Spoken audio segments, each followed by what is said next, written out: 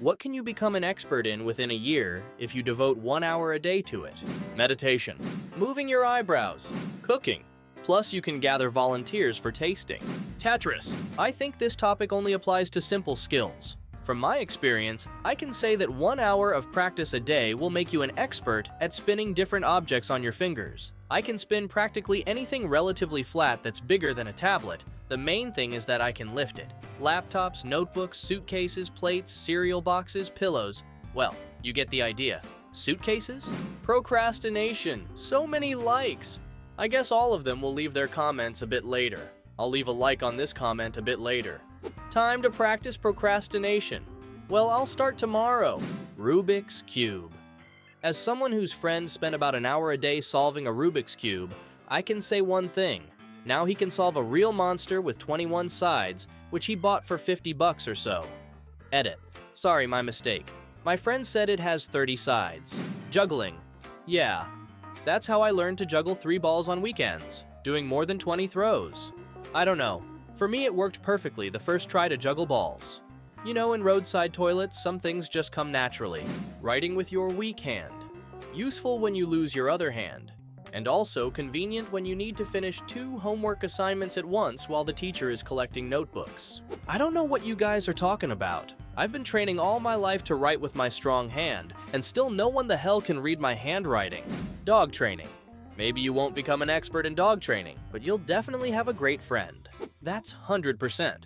1 hour a day won't make you a master trainer, but you'll see a big difference between your dog's trained behavior and its usual behavior. And most importantly, training will also noticeably improve your relationship with your pet. Honestly, even 20 to 30 minutes a day are enough to make huge progress. Your dog already thinks you're the best in the world for nothing. But imagine what happens when you start spending that much time, focused, working together on a task. Plus, you'll get a real kick when you hear people on the street or guests saying, "Oh, this guy has a very smart dog." Everyone loves a trained dog. Extra points go to the dog that can give paw.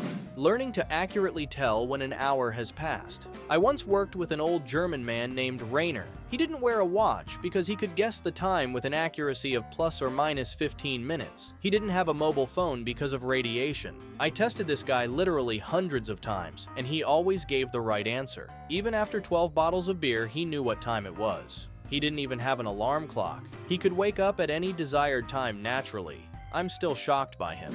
Becoming a superhero. All you need to do is train by the One Punch Man method. Every day, 100 push-ups, 100 sit-ups, 100 squats, 10 kilometers running. Pocket picking or lock picking. A new path for continuing your career.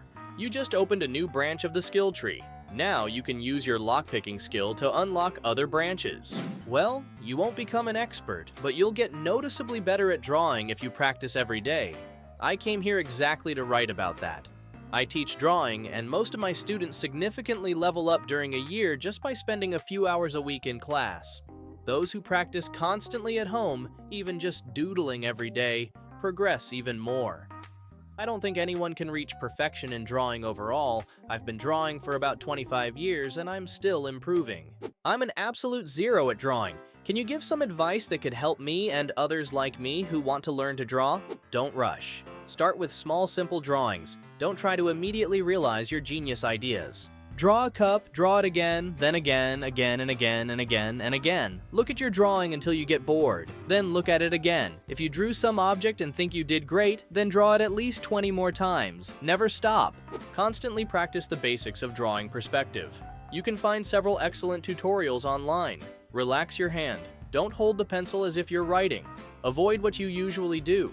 You need to look at the subject you're drawing much more than at the paper.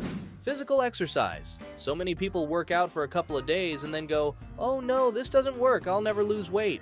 I lost shape for years, but try to get it back in a couple of days." I worked my ass off for years to get in shape. No whining, no shortcuts, no chance to escape. I pushed through the struggle, I fought for the goal, I trained in the fire through blizzards and cold. I sculpted my body, refined every form. I labored like crazy, surpassing the norm.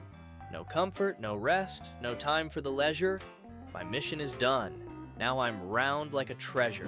Maybe something like playing 4-chord songs on a guitar. After 365 hours, you may well reach mastery. Honestly, this applies to any instrument. You won't become an expert, but 1 hour of consistent practice every day will prepare your body. Your diaphragm gets trained, guitarists get calluses on their fingers, saxophonists get calluses on their lips, etc. And this will give you a clear understanding of the instrument. 365 hours of focused practice will let you easily pick up the instrument and impress friends and family. When I pick up my instrument, my friends and family are never impressed.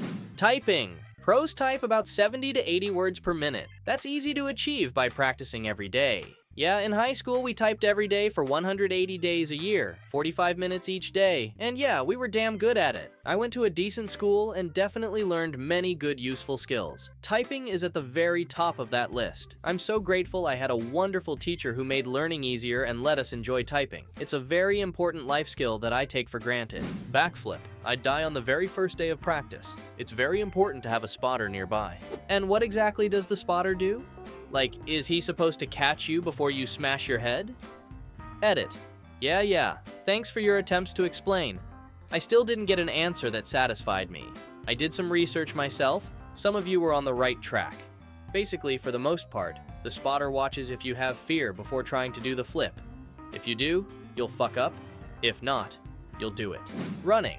You won't become an expert, but damn, you'll get really good. Running an hour every day is very hard for the body.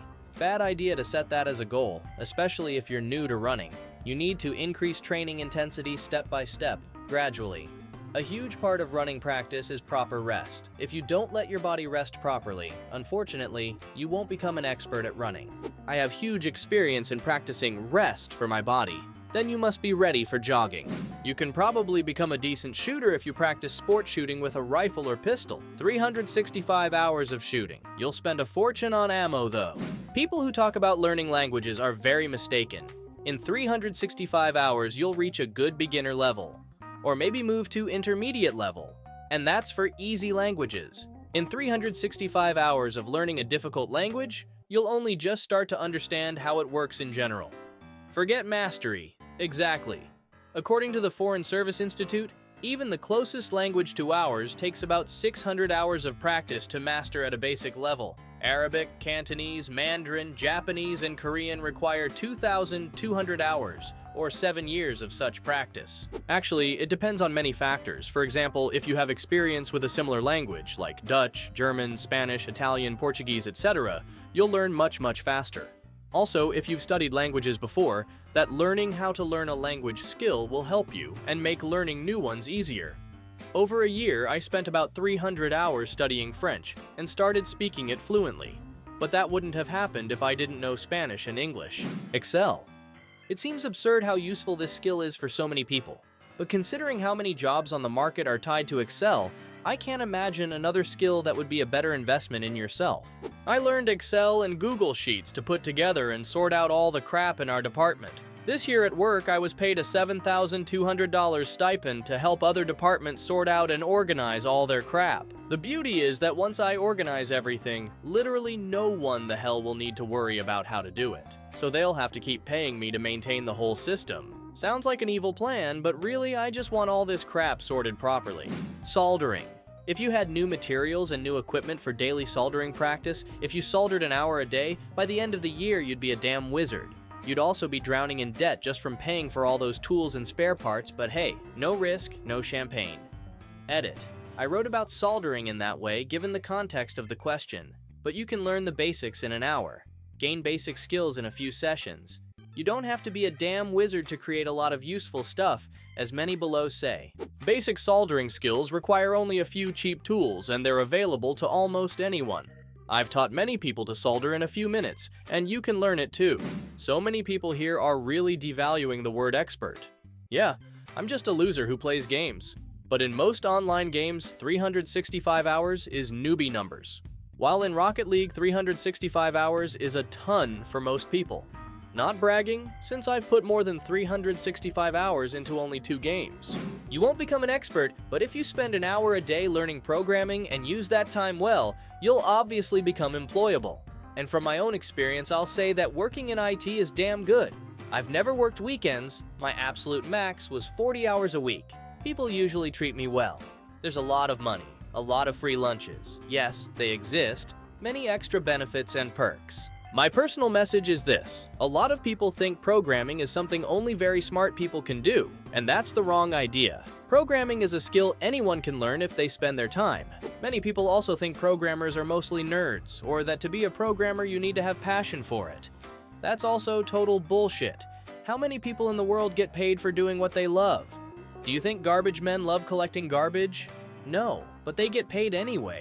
If you can accept the fact that you'll be paid for something you don't really like, then the smartest thing is to choose a field where the pay is good. Dude, want to find a job better than 90% of people? Learn to code. Thank you very much for watching. In the comments below the video, you can write what you think you can become an expert in within a year if you devote 1 hour a day to it. And don't forget to subscribe and hit that bell button so you don't miss out on our new episodes. Stay tuned.